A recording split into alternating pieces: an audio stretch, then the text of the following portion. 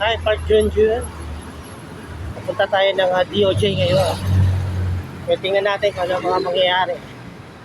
Mamaya, syempre, tingnan mo natin kung ano yung magiging sitwasyon at yung saka natin ibabalita sa inyo, mga kababayan ko. Let's go! Nag-file po ako ngayong umaga ng plunder case laban kay dating Pangulong Rodrigo Duterte at kay Senator Bongo.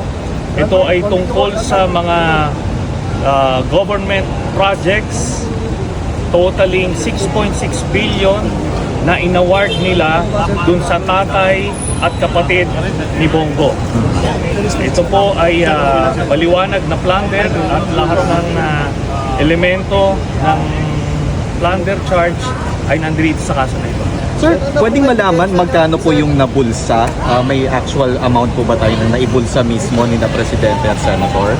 Lahat po yun ay inaward sa pamilya. No? The way the plunder is defined by law, pagka nakinabang ka at ang pamilya mo ng ill-gotten wealth, ano? Kasi ito, ginamit nila yung kanilang posisyon, authority at influence para mabigay at ma-corner yung mga proyekto. 184 government contracts ang inaward nila sa tatay at kapatid ni Bongo na ang total nga ay 6.6 billion pesos. Sir, sorry, hindi ba kailangan i-prove na yung threshold na 15 million ay yun yung dapat na naibulsa? Sobra-sobra ito, no?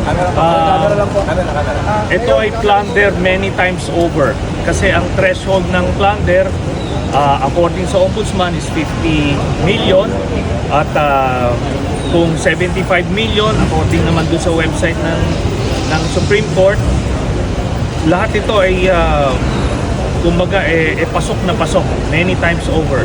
Hindi kailangan, sir, threshold na patunayan na 50 million at least yung naibulsa? Yun na yun. Yung 6.6 bawat ina-assume cheque na na-receive nila, yun. Diretso saan pa diretso yun? Diretso sa kanila yun, sa pamilya yun. Because brother and father yung contractor. Yes, kasi pagka beneficiary ka at pamilya mo, first degree ito ng consanguinity, no? So maliwanag po yan, wala nang lusot dito. Sir, although nagawa na po ito before, opo, bakit sa DOJ, Sa sir? DOJ, hindi sa Ombudsman. Nag-file po tayo dito sa DOJ dahil unang-una dahil may concurrent jurisdiction, tapos naniniwala tayo na mas may access yung DOJ sa iba't ibang ahensya to validate yung mga dokumento na ipinal namin sa DPWH, DTI at sa COA, no? Tapos marami pa silang pwedeng makuha dito, nagbabayad ba ng taxes itong mga kumpanya nila Bongo, nung tatay niya at nung kapatid niya. Tapos pati yung mga nag-joint venture, mga nagpagamit na mga AAA companies, liable din sila dito, pwede rin sila maisama doon sa plunder. So mas malawak na investigasyon ito. Sir, so wala pong kinalaman na... Sabi niya hindi na raw po bago itong accusation. Well, ngayon lang ako nag-file nito. And tama siya kasi 2007 pa nila ito ginagawa, no? 2007 hanggang 2018 itong accumulated na nakuha namin na dokumento. At nung panahon ng presidente si Duterte, nag-increase sila ng pondo sa Davao City at 4.5 billion doon ay napunta nga doon sa tatay at kapatid ni Bongo. So plunder po ito, no? Yung iba gumagamit pa sila ng mga dami, pero ito lantaran, ginamit yung mismo mga kumpanya ng tatay at kapatid ni Bongo. So, sino yung chances of winning the case? LGU ba o mismo president ang nagkawat ng board? Ang presidente ang nag-allocate ng additional funds sa Davao region at sila ang kumorner doon sa ground.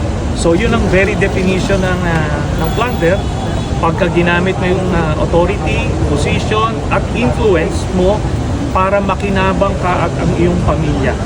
So maliwanag na maliwanag ang mga elemento ng plunder dito sa kaso. Sir, can we confirm tatakbo po kayo 2025 midterm polls? Ibang forum po yan at this point. Sir, Pag-uusapan why did you decide to file just now? dahil nung panahon ni Duterte, kontrolado nila ang hudikatura. Nakita nyo naman yung ginawa kay Senator Laila de Lima, kahit walang kaso, ginawa ng kaso. So